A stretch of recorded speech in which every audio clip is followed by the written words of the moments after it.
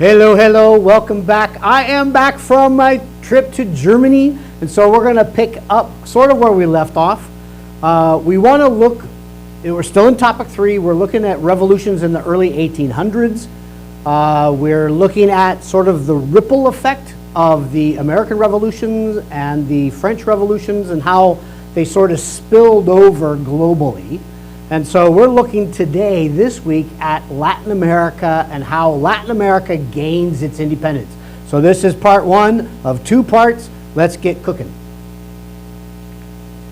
So as I was saying, the democratic revolution at the end of the 1700s, moving into the 1800s, through the American Revolution and the French Revolution, has rippled effect. The ideas, the philosophies are sort of trickling outward into the rest of the world, whether it be into India, whether it be into Central America, the Mexican region, the Panhandle, the little peninsula part down at the bottom between Mexico and South America, down into the Panama area. Whether it be in the northern part of South America or Brazil or in Chile, there are things happening around the world as a sort of effect, a domino sort of effect from all that has gone on in the rest of the world. People are watching and they're seeing what has happened and they're thinking, maybe this will work for me. So we're going to move into some of those revolutions. We've already spoken about the slave revolution. This was in the late 1700s, rolling into the first part of the 1800s in Hispaniola. This is present-day Haiti.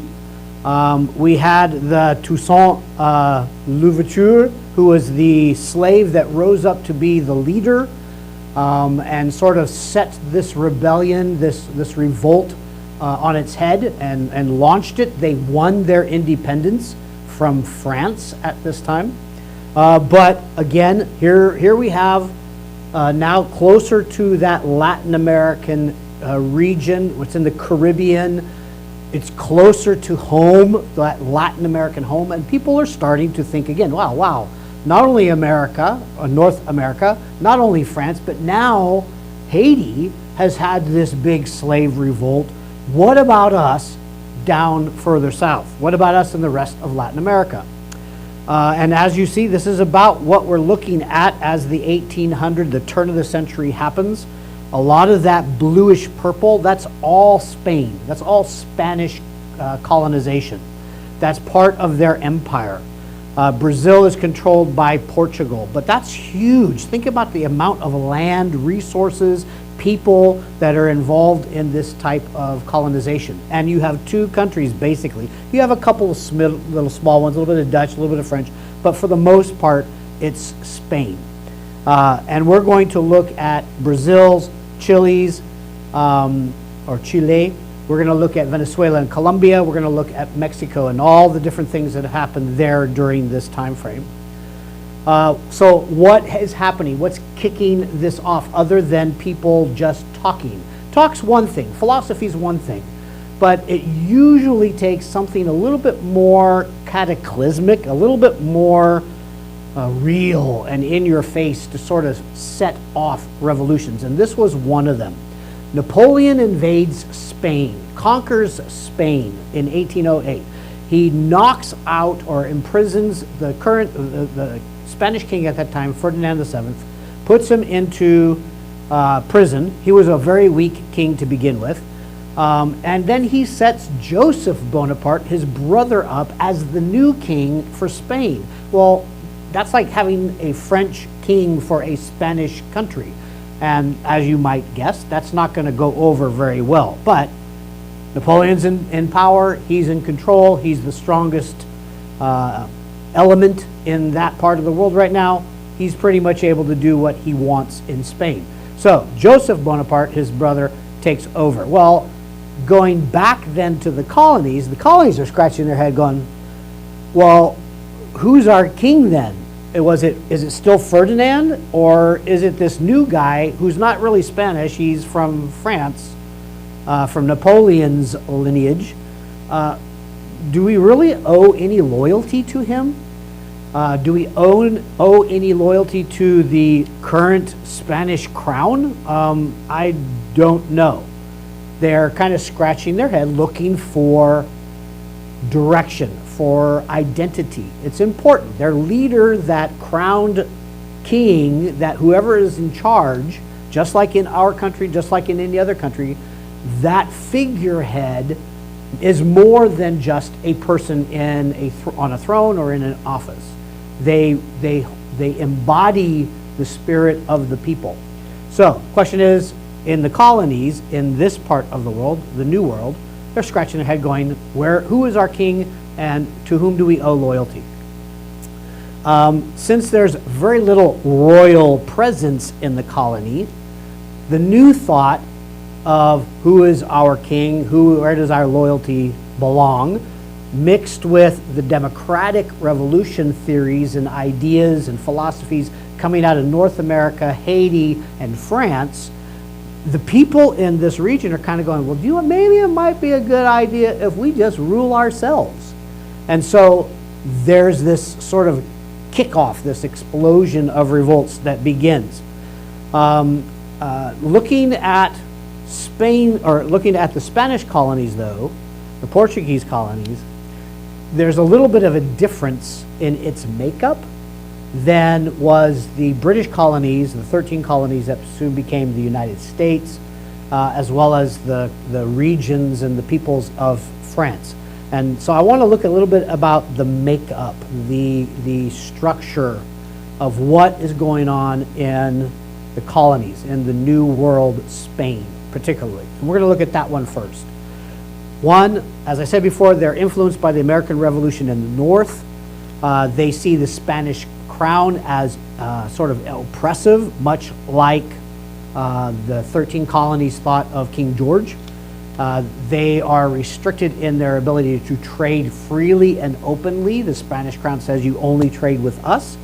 There's tensions between ethnic identities, though, and this is one of the greatest differences in South or in the Latin American countries than any other area around, is this difference in the makeup of the ethnic groups that are there.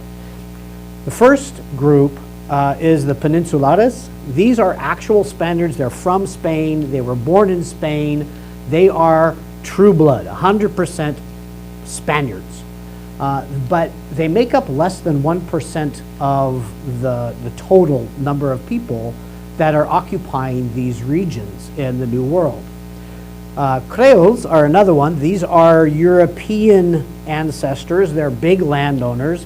Their parent or their grandparents are direct from Spain. So they have that Spanish blood, but they were probably born in the New World. Again, they make up only about 20% of the total population. So you're still only looking at about 21% max.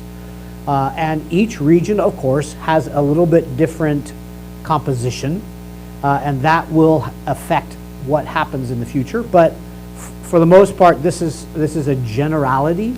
You had about less than 1% of the elite purebloods. You had 20% or so of the landowners, the plantation owners, the people who are the ruling elite, so to speak, in these areas, the ones that held power in the colonies. And then you had the next class, the next group, which were the mestizos or the mulattoes. And these make up about 40% of the total population. So if they're mestizos, then they're a mix of Spaniard with the local Indian or the Native Americans that were in at that time. If they're mulattoes, then they are a mix of the Spaniards and the blacks, whether they be freed blacks that had come to these regions on their own, or whether they were slaves that had children with Spanish father or mother. And then the last 40% is just straight Native Americans, Native Indians, or just blacks, mostly slaves. So out of this grouping, each group has its own particular interest. It's not universal. It's not as close to that universality, that commonality that we have in the 13 colonies, the British colonies.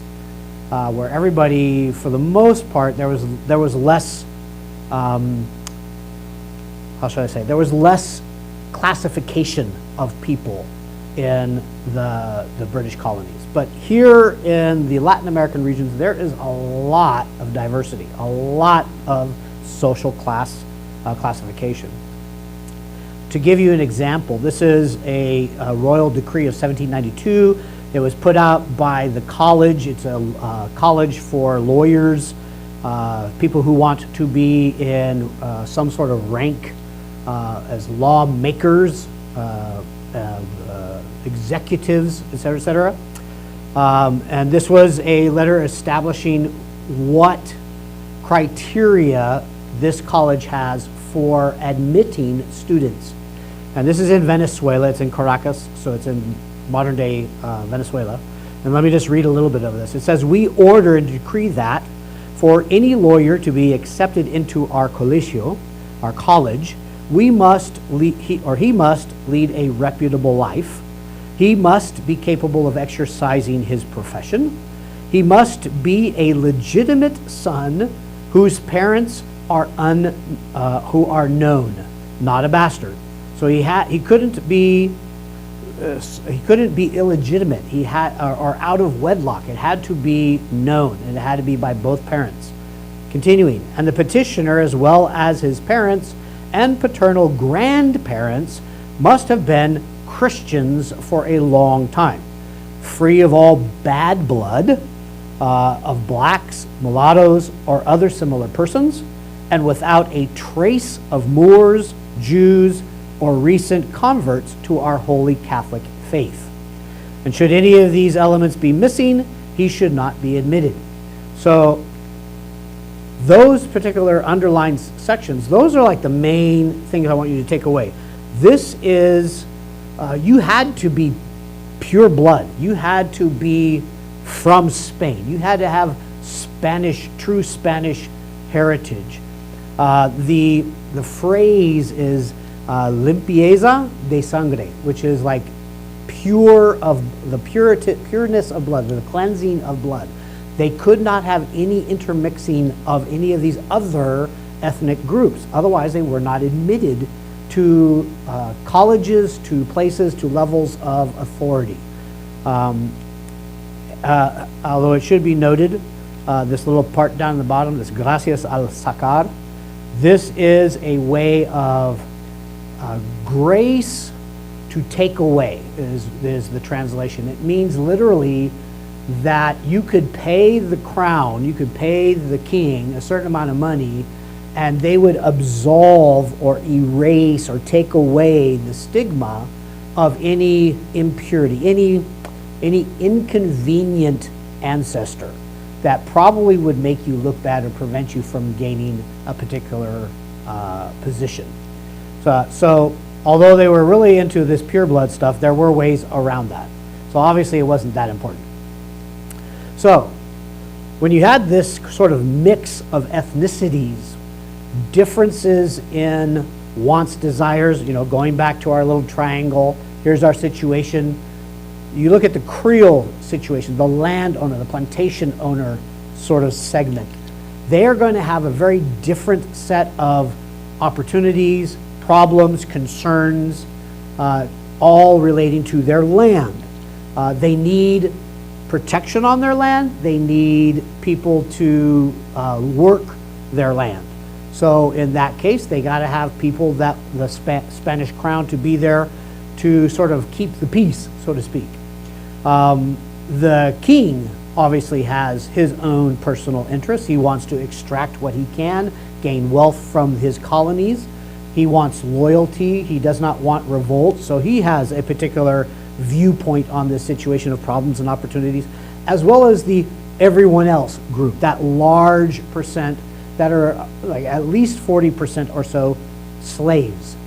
And then you have the other 40% that are mulatto mestizos. So with this 80% or so, there's also certain needs, desires. They are just as much hearing about all men are created equal, that government exists to go over and protect the rights and liberties of the people. They're still hearing all this stuff from other lands, and they're sort of getting their goat kind of riled up here, and their angst, and they're thinking maybe they should do something, since the king is kind of all messed up.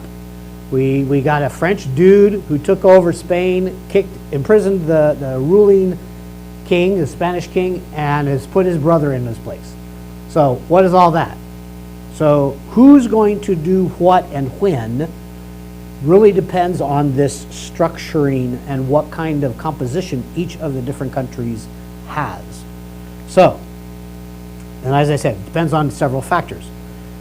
Early revolts are between 1808 and 1814, and there's still this loyalty to the Spanish crown, but there are some who are starting to kind of veer away. The king is just kind of odd that we have a French king ruling over Spain. There's also, again, that ethnic dynamic that is there. So I'll give you an example. This is the Cuban revolt. This is in the early 1800s. Creoles just saw Haiti sort of like explode and all of the slaves taking over. And since the Creoles are the plantation owners, they're going, oh my gosh, what's going to happen with the slaves in our area that are working our land? Boy, where does my loyalty go? My loyalty is going to the king. I don't care what king he might be, who he might be, I'm going to go with the king. So the reason I'm going to do that is because I want his protection. I want his army. I want his navy. I want his people to come and help keep the any possibility of the everyone else rising up and revolting to be quenched. I want it to be put down. So the Creoles are going to kind of put down or keep in their place the slaves. But the slaves are going to, of course, going to try to revolt. Who wins? Creoles win. This time, Creoles win. So what happens after this first sort of wave of various different revolts? They're mostly small. They're not very big. What comes to the end of it is that Napoleon is put down. We saw that last time. The Spanish crown is given back to Ferdinand. And so once Ferdinand's in place, the king's back. We got to behave now. So all the revolts, or most of the revolts in the colonies, kind of calm down. And the crown is restored to where it was before in the colonies. So it's kind of like a big mess, big anarchy, and then all of a sudden, poof, everything's cool. And that's the end of the first wave of revolutions. But we're not done, because there's a second wave, and the second wave makes the first look like nothing. So get back, we'll go take a break, get a drink, get some chips or something, and we'll come back and we'll be ready for part 2 of Latin Americans gain independence.